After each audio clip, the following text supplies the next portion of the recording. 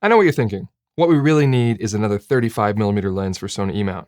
Well, luckily, Sigma is here to make your 35mm lens buying decision a little more confusing and a lot more difficult. Let's get undone. Gerald Undone. He's crazy. What's happening, everybody? I'm Gerald Undone, and I put the bop in the bop shabop shabop. So, as usual, some disclosure. Sigma lent me this lens to make this review. I do not get to keep it. No money changed hands, and Sigma does not get any input on this video's production or get to preview before it's posted. Now, if you've been following my channel for a while, you'd know that not only do I favor the 35mm focal length, in fact, the video that you're watching right now is shot on the Sony 35mm F1.4 lens. But I've also extensively covered most of the 35mm releases for Sony as part of my search to find the best option for the money. Back in January, I reviewed Sony's new G-Master version of the 35mm, and it was essentially perfect save for two things. One, it was kind of pricey at $1,400 US, and two, it had rather horrendous focus breathing. But if you had the money, and focus breathing wasn't a concern for what you do, it was the best 35mm you could get for Sony E. Well, now, Sigma has made their version of the G-Master, complete with a declickable aperture ring, function button, and a much smaller size compared to their earlier adapted version. And they're doing all this for $500 less than the G-Master at $899 US. So I was pretty excited to test this lens out and tell you guys that we finally have the ultimate 35mm lens and there was nothing else to consider. But sadly, that's not the case. First off, just like the G-Master, this lens too has pretty terrible focus breathing. Maybe not quite as bad as the Sony, but still noteworthy. But I suppose it doesn't really detract from its value since it's not any worse than the G-Master in that regard. It is a bit heavier and longer though, about a 20% increase in size, coming in at 660 grams with the caps on versus the 550 grams of the G-Master. And the focus ring is similar to the one that's found on the newer 24-70 f2.8 zoom that Sigma has, meaning it's mostly linear. It's not exactly linear, but you can definitely achieve repeatable focus as long as you don't drastically change the way you rotate the ring. But the full focus throw does fluctuate a little, with the slowest movements getting you close to a 360-degree throw. But I haven't really had any issues with manual focusing, the ring feels good, and it performs well. I do think it would be easier if they just made it truly linear, but what are you going to do?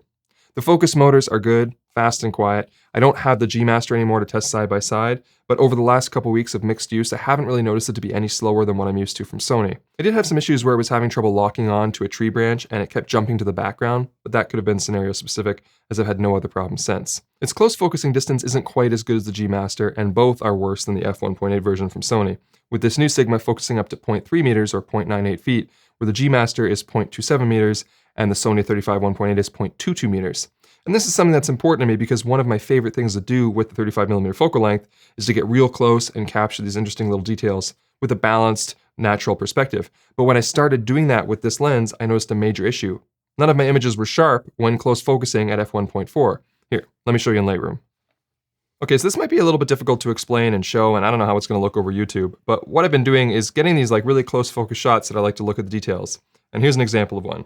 But if we punch in on the actual details, what it looks like to me is almost kind of like a hazy, diffused kind of look, almost as if there was like a heavy diffusion filter on, where the speculars almost have this like multicolored disco glow to them, and none of the fine details are very sharp. And this is coming from somebody who focuses close on all the 35s, including like I had the previous Sigma, and I don't really remember seeing this issue.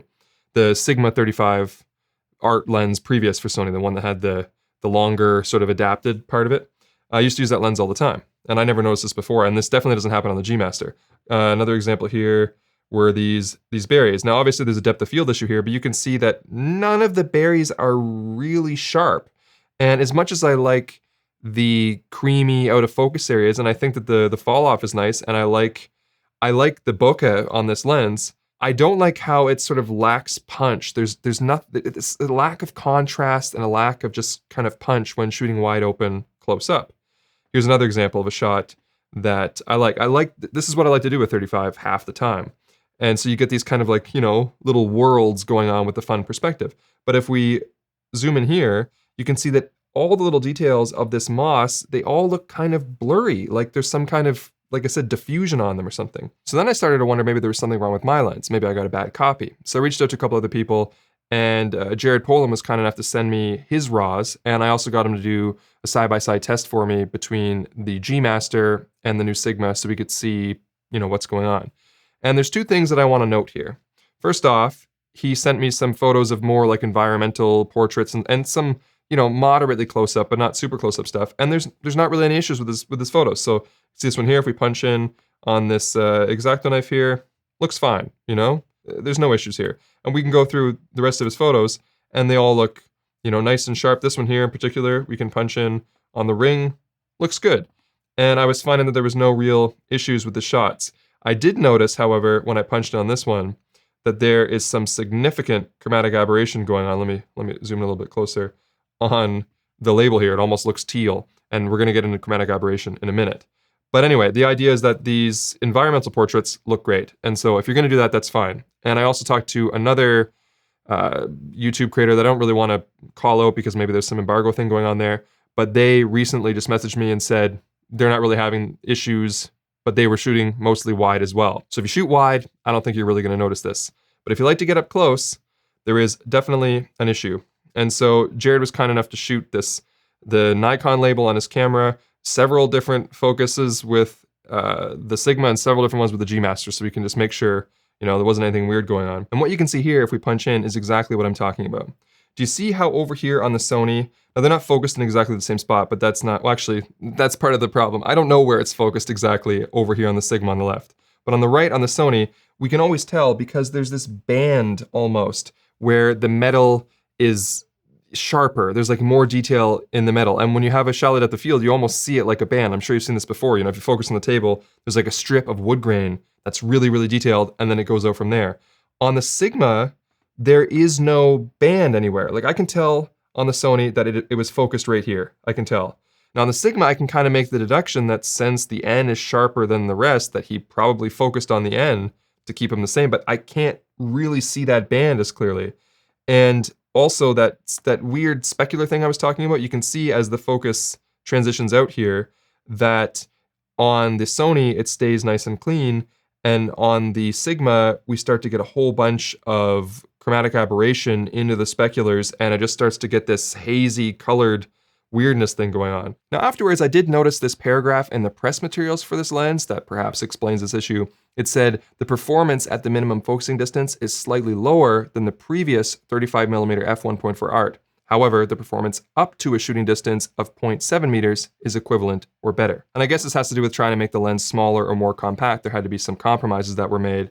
And in this case, it was the clarity when focusing at the minimum focusing distance. Now, obviously in Jared's shots, if you're doing environmental portraits, like I already explained, they seem fine for that kind of sharpness. It's not really something you have to worry about. But again, I want to touch on that chromatic aberration that I was talking about. By the way, apologies. I've noticed in the last couple minutes that the ongoing construction sounds that have been plaguing my shooting experience have just started up again, but I don't want to stop. So I'm just going to keep rolling on through. Apologies to anybody who's like wearing headphones if it's annoying. All right, so let's punch in here and look at chromatic aberration. And right away, it is serious. Not only is there blue fringing heading up this way and then amber fringing on the way down, but if we punch in a little bit further, we can see that they're actually sort of overlapping each other, and there's blue around the amber here, and it's pretty bad. I know that I'm like being pretty critical, but this is some of the worst chromatic aberration I've seen on a lens of this caliber. I usually consider Sigma art lenses to be very high quality image-wise, and I'm not seeing that really. I feel bad. I kind of feel like I've been giving Sigma a hard time lately because Sigma's one of my favorite brands. But I hold them to such a high standard that when I see stuff like this, I go, this is worse chromatic aberration than you should have, Sigma. Come on. But I don't know if it's all just to make the lens smaller. And if we compare that to, this is the Sony 1.8, and you can see that it still has the same exact issues with the cyan and the amber. This one's actually a bit more red, but it's better. Now, if we take this into a more practical situation, I got some fence shots here, and I mean, you can just really see it. So even this close, so when it comes to longitudinal, it's like when your focus is going, out of focus further away and out of focus closer, and just one rung on the fence, we've got quite a bit of cyan fringing here and quite a bit of red down here. And even if we're not specifically shooting for it, but maybe just something like this branch here, all along the branch is quite a bit of fringing, and it's all in through here, and all the way at this end, it's already blue again. What's interesting is that it's mostly Loco, which is the one that you can only correct by stopping down, which is gonna be another interesting thing about this lens. But before we talk about stopping down, here's another image. What I find interesting is that the lateral chromatic aberration isn't too bad at all,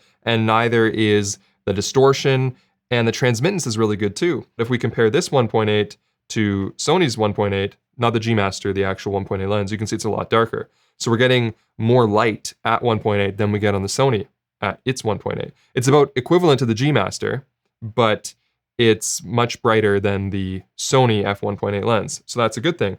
And like I showed, the lines are pretty great here, and there's not much lateral chromatic aberration, which is awesome. However, if you want to sort of fix all these problems that we talked about, that means the detail at close focusing, the vignetting, the longitudinal chromatic aberration, all of these things pretty much go away at f2.8. Okay, so here we have a shot at 1.4, and then I stop down a few different stops from there. And we can also talk a little bit about the bokeh while I'm in here. So at 1.4, it looks great. And I've already mentioned that I really like how it transitions out of focus. If we look here in the corner, it's even pretty good. This is at 1.4, not really much going on there. And if we stop down to, this is at 1.8, they're pretty much perfectly round, even almost in the corner now. And then by f2, they're solid, and that's f2.8. And we're getting really nice results here. And wide open, if we actually examine it, the texture and the quality of the bokeh is excellent. There's maybe a slight faint ring around it, but it's great. So no real complaints there. And we're seeing that here in this shot at 1.4 as well. But this is the shot where if I punch in here, that I'm not happy with the sharpness on this VW symbol, which is where I focused. Now, if we move through and stop down here, this is at 1.8, a little bit better. This is at 2.8, which is now significantly sharper. If we switch between the 2.8 and the 1.4, you can see a huge difference.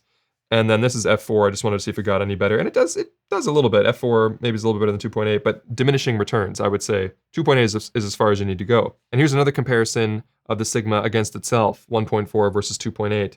And you can see a huge difference here. So not only can you see aberration around the P at 1.4, which is basically gone at 2.8, but also the 2.8 is so much sharper. And you can even see aberration around these down here at 1.4, and it's crystal clear at 2.8. Now, interestingly too, is if we do go back to the 1.8 version and we compare it to the Sony f1.8 lens, this is as close as you can focus on the Sigma, and this is as close as you can focus on the Sony f1.8. And if we look at the details here, when they're both at f1.8, aside from the Sony being a little bit darker on the right, like we talked about, I'd say you're getting pretty similar results. So that means that the Sigma at f1.8 performs almost identically to the Sony at f1.8, which isn't a bad thing because I like the Sony f1.8, and you can see even in the bokeh here, let me pull back out a little bit, that we're getting very similar results as well. However, you will still notice that the Sigma has worse chromatic aberration than the Sony does. So if you stop the Sigma 35mm down to f1.8 and compare it to the Sony f1.8 lens, you get nearly identical images with only small trade-offs between them. The Sony can focus closer and has a bit better control over chromatic aberration, but the Sigma has better transmittance at f1.8 and a more functional build, with the buttons and the switches and stuff like that. But the Sony f1.8 also has almost no focus breathing and costs between $100 and $150 less than the Sigma. And the Sony 1.8 stops down to f22 instead of just f16 on the Sigma, if that's something that you could use, especially if you're into Sunstars, which weren't very crisp or impressive on the new Sigma, which also doesn't have that great control over flare. I observed massive reductions in contrast across the entire frame with visible shafts of glare and ghosting. So overall, I wouldn't say that I'm optically blown away by this lens, but I have to wonder if I would have felt the same way if it wasn't for the G Master release earlier this year. Have we been spoiled by all these near-perfect Sony lenses lately? When the 35mm art first came to Sony E back in 2018, I loved the lens. Sure, it was big and heavy, and the autofocus wasn't the best, but the image quality was great, and it was a good option for the money compared to the Zeiss Distagon. Well, now Sigma has taken that lens, made it smaller, lighter, added features, improved the autofocus, and kept the price virtually the same. So yes, it is a nice upgrade over their 2018 lens, but it doesn't quite compete with Sony's best offerings from 2021. I think that's why the Sigma 24-70 for Sony was so impressive. It was competing with one of Sony's oldest G Masters. So yes, I do think my perspective on this new Sigma lens has been heavily affected by the recent Sony lens, but I also can't ignore that the G Master exists. So which do you buy? Well, if you've got the money for the G Master and you don't mind the focus breathing, buy that. It's still the best optically without question.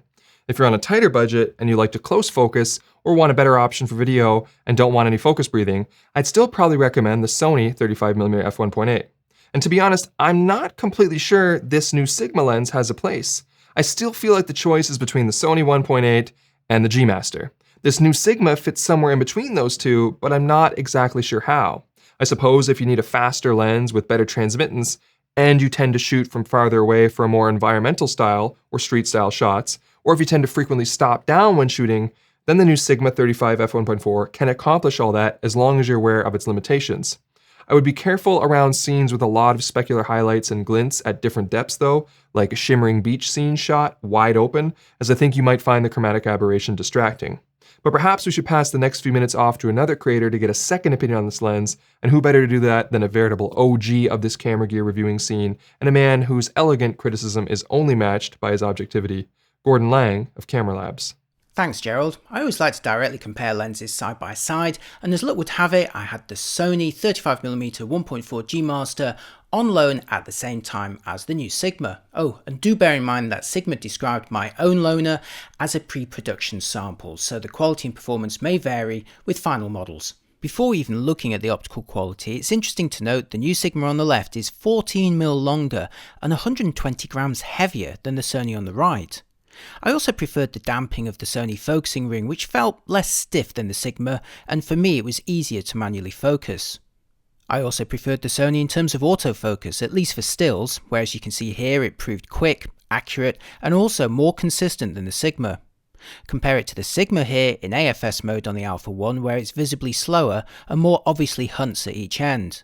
Now, to be fair, the focusing is faster in continuous AFC mode, but in my test the Alpha 1 only achieved burst speeds between 12 and 14 frames per second, whereas the Sony lens achieved the maximum of 30 frames per second on that body. Video autofocus was equally good on both lenses though, so no complaints there. The Sony 35G Master, however, is notoriously bad for focus breathing. You can see how much the field of view reduces as you focus from infinity to the closest distance, and it looks almost like a zoom lens. But while the new Sigma may not be quite as bad in this regard, it's sadly pretty close. You can see here the Sigma is actually capturing a slightly broader field of view to start with, but when you measure the amount that's cropped due to breathing, it's almost as bad. Right, now for a condensed set of optical tests for my own review, starting with a portrait taken with the Sigma 35 1.4, at f1.4 of course, on an Alpha 1 using eye detection, and looking closely the details seem fine and the background is nicely rendered. But place the Sony 35 1.4 next to it on the right and you'll see the Sigma just isn't as crisp at f1.4. No, I repeated this test multiple times and this was my best result with the Sigma, whereas the Sony was consistently good. Next for a distant landscape, again shot with the Sigma 35 1.4 wide open and the view angled so that details run into the corners. Don't worry, I wasn't drunk. Looking closely in the middle again reveals a little softness to the Sigma at f1.4 that improves a lot if you can close the aperture to even just f2. But wide open at f1.4 it just can't match the crispness and contrast of the Sony. And finally some bokeh balls. Here's the Sigma 35 1.4 from 30cm showing off what's arguably the highlight of the lens. Attractive rendering with minimal outlining and barely no textures within. Certainly an improvement over the often busier bokeh of the old DSLR version. Bring in the Sony on the right from the same distance and you'll see they're fairly similar, and while the Sony has less outlining, it's really just a personal choice here. Oh, and those dots in the Sony blobs were from dust on my lens, sorry. But the Sony can focus a bit closer from the Sigma and that will give you bigger, smoother balls, without sounding too much like a Manscaped promotion.